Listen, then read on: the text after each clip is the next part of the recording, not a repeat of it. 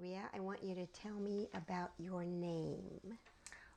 My name, Rhea, comes from Anna Marie, which I was named after my grandmother. She was called Annie Rhee.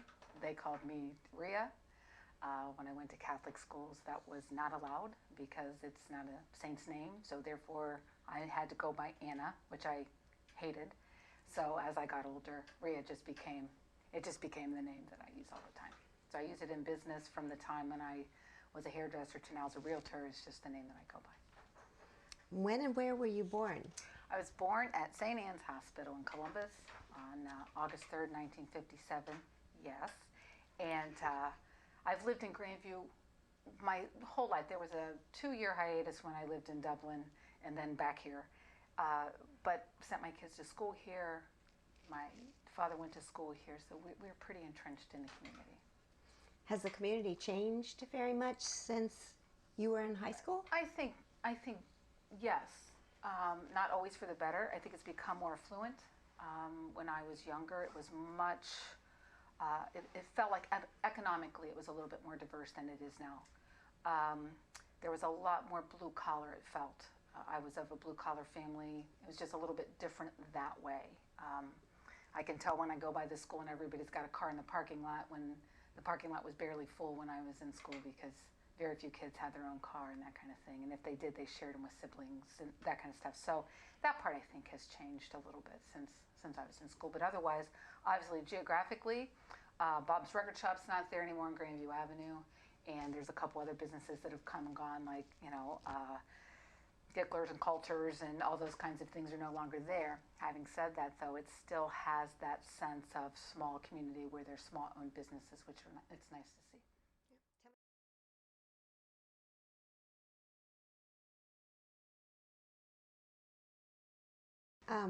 Since Larry Larson was mostly connected with physical education, how was that different when you went to high school for girls?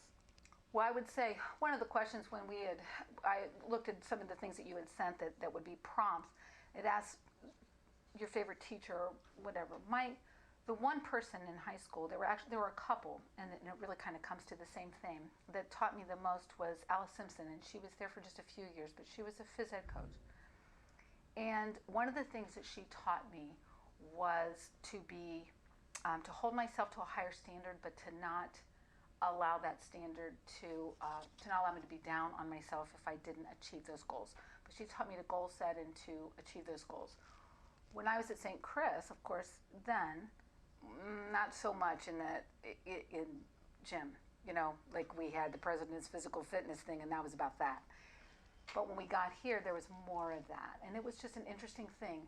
One of the things about Grandview in general that hold true today with my kids as well as it did for me is you could be and do anything, and you can be and do multiple things.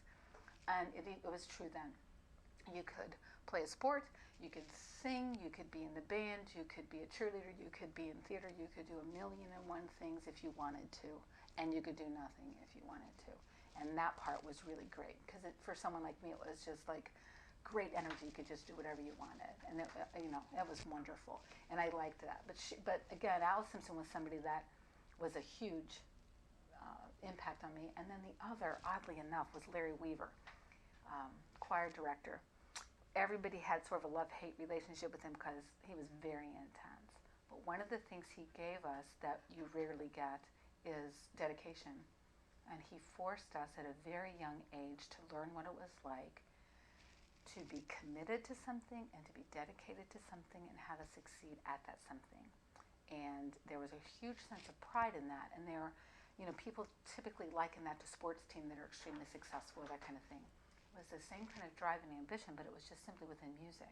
And his standard was so very high, and we all wanted to please him. I mean, it was like this incredible relationship that he fostered.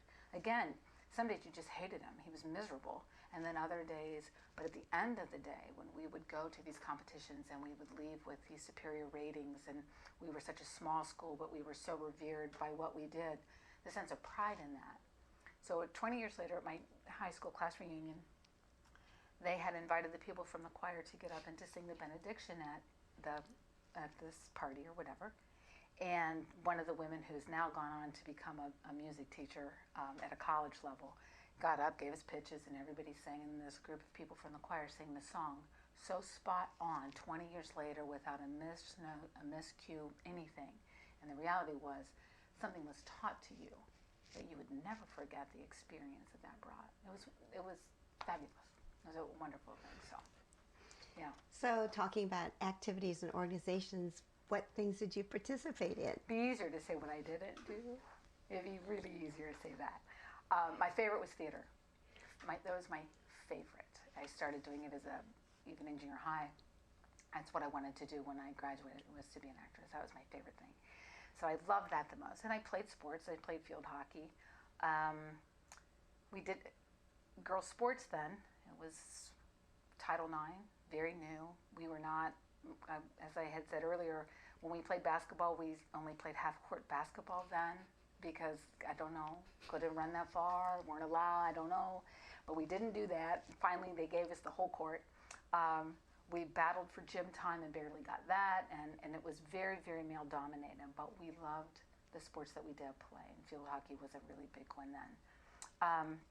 But I did, like I said, sports and theater, music, student government. I always thought that was really important to be involved in. Still do think that that kind of stuff is really important. Not so much academics. Didn't quite take that as far as I should have. And in terms of regrets, if you were going to ask me anything about that, that would be the thing I regret the most, that I did not give it its due. But so is that, right? Yeah, right. Can't be good at everything. Tell me about the musical you were in. You were Lucy? I played Lucy in You're Gonna Be Charlie Brown. Go figure. Typecasting. It was, it was great fun. All of that stuff was fun, and the people that you were with. Even now, when I'm putting together, helping with this 45th class 40th class reunion, it's still the same group of people that I don't know. It's a great thing. The camaraderie in it is great. So sometimes I think I always feel sorry for people, or badly for people that look back on high school and have such sad memories of it. Not every day is good. Not every day is bad. You're a teenager, for God's sake. It can be a good and bad day all at the same time in 10 minutes time. It could be the best day you ever had, the worst day you ever had, and there it is. You're a teenager. But if you can step back from it all, look at it, as I often do, and think, what a great time with, great people, good, fun stuff that we did. And not all of it good and legal, just fun.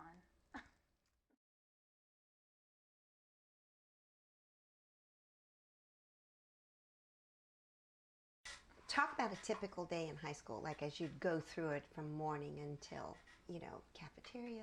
Yeah, well, what you would do, you get there like everybody, bleary-eyed and just hoping to, homeroom, and then you'd move on to your classes and all that. That part was really very typical. The halls were still typical. Freshmen stayed here, and I was dating an upperclassman, and so occasionally I got to meander down their hall and, like that. But we all had, lunch, the cafeteria. Everybody would save their money, take a quarter, buy 2 of those hard cookies, eat those. That would be your lunch. Chocolate milk, you'd be good to go. Good, no nutrition, no thought. Nobody cared. What didn't matter. And then we'd go to the big study hall and sit and talk and play cards, played a lot of euchre, and we hung out in the big study hall. Talk about the study hall. Well, it was just great. It was the whole center of the school. All that whole row of windows that faced the front of the building, that faced 3rd Avenue, that was all study hall. And it was just enormous. And of course, when you had study hall in there, it was a blast, because who could pay attention to all that? Poor Mr. Drinkhouse, he was deaf anyway and old, and it was just sad, the things they did in there. It was terrifying to that poor, I don't know what ever happened to him, so we're so sorry, we didn't mean for it to happen. But that's what we did. And then after school, typically we went to an event. You had a practice of some sort, because again, most everybody was involved in a lot of things, and so you would just go to your thing. And then I grew up in a very ethnic home. Even though my dad was second generation or whatever, we had dinner every night at a very specific time at the table. You were there. If you had a practice, they needed to know in advance. There wasn't any of this, I'm going to make a little dinner for you. You just went. You were at dinner. And anybody you were with was welcome. There were always people, there was plenty for everybody to be welcome. but you were home for dinner. That it just was a rule. And I grew up like that, and to this day, we still have dinner every Sunday at my mother's, in the basement. That's important to know. Why is that? Well, it's that ethnic thing. You can't have pasta unless it's in the basement. I don't know why. It's just a rule.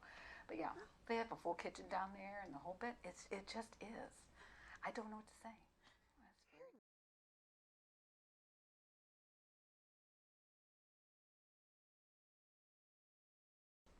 Describe a most memorable social event, like a class trip, a senior prom, homecoming dance. When my junior prom, my junior year, when the juniors put on the prom for the seniors, we were in charge, a group of us, obviously, on the committee or whatever, and we chose to have our prom at the Ohio Theater. And what they did was the Ohio Theater actually put a dance floor on the second level for us, and the band played up there. And they opened up the mezzanine, and we had refreshments there, and refreshments down in the lower level. And so they had all of the entrance to the Ohio Theater open to us to use for our prom. It was absolutely gorgeous. I mean, what a great backdrop.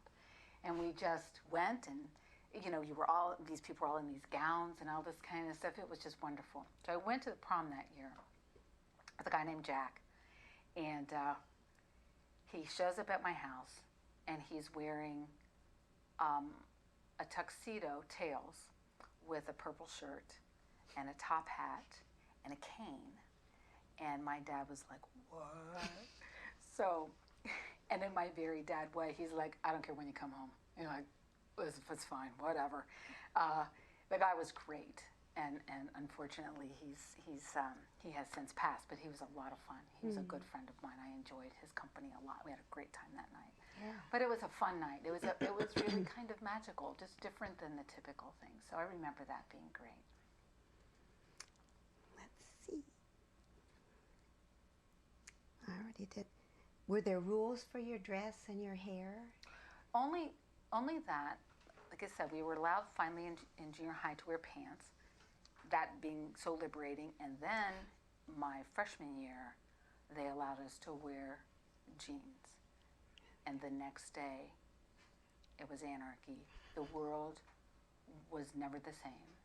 And they would want to tell people that they couldn't wear this or do that or whatever, but it just sort of lost its teeth. It just did, I remember they had scooter skirts. They were really big, kind of like a skirt thing, they called them scooter skirts. And my sister, who was a couple years older than I was, had a very nice figure, and she got sent home because her scooter skirt was too short. And my mother was just like, well, it's just as short as Susie's. And the principal's like, yeah, but Susie doesn't look like that in her skirt, so it's too bad, so sad. She's not allowed to wear one as she can. It just didn't go well. But anyway, there really wasn't much of that. I mean, I think there probably are stricter rules now than there were then.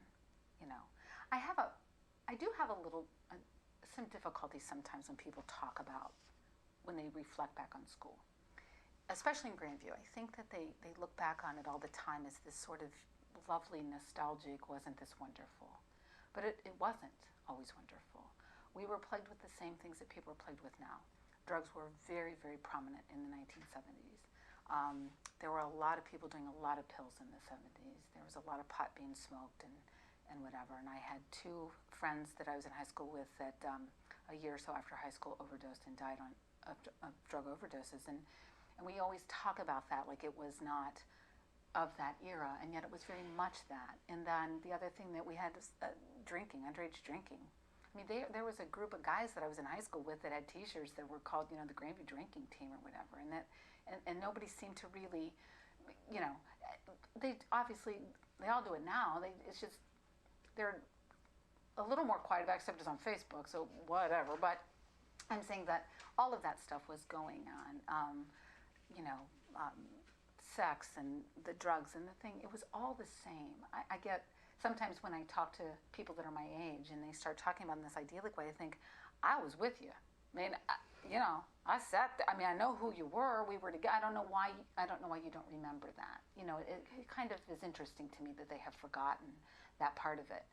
It doesn't change. It just morphs a little differently. I mean, there were still the same social problems with. I mean, you have to understand. It didn't all of a sudden happen that 1 out of every 8 women are abused. It's been always that, and so people were just more quiet about things. Things happened. We just moved through them, and we didn't really talk about them. And like I said before, the same debates that we had then we're still having. We had debate classes where we were discussing, well, of course, equal pay, equal work was huge. Women's liberation was enormous then, big, and I was a huge proponent, which didn't make me very popular with the guys. That was a mortal sin. And then the other thing was, of course, abortion was big because Roe v. Wade was just there. The whole Watergate thing and lying and Vietnam and all of those issues were laying there before us. They were not covered the same way as they were in the 60s under this mask of love and peace and whatever. It was different. It was more raw then. It was different. It wasn't like people want to even project that. It was just a different kind of thing. And I think that, again, the 70s had their moment, but they led to the 80s for a reason. Was there something that you wish you had done in high school that you didn't get a chance to, or? I think the only regret I ever have is that, again, I didn't take my studies as seriously as I probably should have. I wish I would have done more. I wish that was something that I was more compelled to do. I wasn't a great student. I think now it would be interesting because I think that teachers have come a long way and they don't teach just the same way. So I think I would have found a different place to be. But Grandview at the time had an interesting program that they started, and I don't even know when it ended because it was still going when I was in school. We had mini courses, 9-week mini courses. I think they were 9 or 6 weeks. Mini courses that you took, and they would be it was English and in history. And so you could choose whether to take, say, Russian history, and then you could take Roman history, and then you could take ancient Greek, and you could take all these different things, whatever interests you, Indian studies, so it all in those social study areas. So you could combine things. So you could take a creative writing course, or you could take like a term paper course. And I would take Russian history that needed a term paper, then I would take the term paper class because I could do a term paper in that class and get a 2 for out of that, and not have that kind of thing. By the way, I went to that class, the term paper class, the first day, and he passes out term papers that you need to pattern your term paper after, and my sister's was one of them. And I was like, shoot me now, because this was not going to go well. But it was those were great. I don't know why they don't do it anymore. Apparently it must not have worked, or must not have had what they wanted it to do. But it was interesting because you got a chance. The kids who love poetry could take poetry, and they didn't get caught taking something they didn't want to. And so, oh my God, all of those women reading Jonathan Livingston Seagull, Listen to the Warm.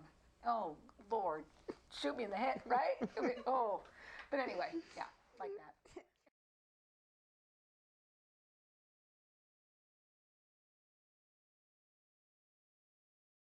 If you were going to give advice to the current, this is 100th graduating class, what would you say to them about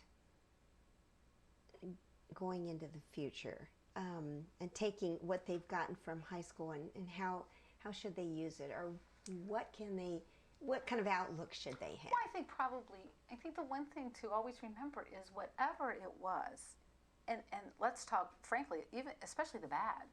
I mean, the good stuff, it's always easy to turn into more rainbows, right? Like, the unicorns and bunnies and all that's great, but most of us remember so much of the hurt, and we really lock the hurt and take it with us.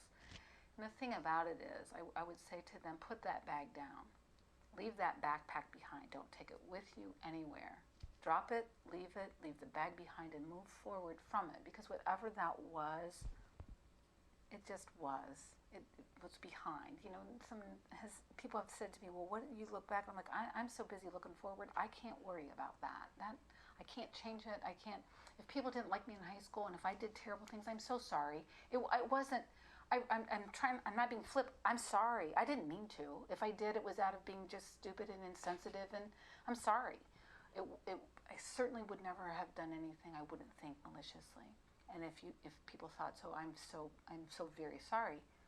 Everybody probably is. I mean, nobody. I don't think we got up that morning and intended to be mean. You know, we just were.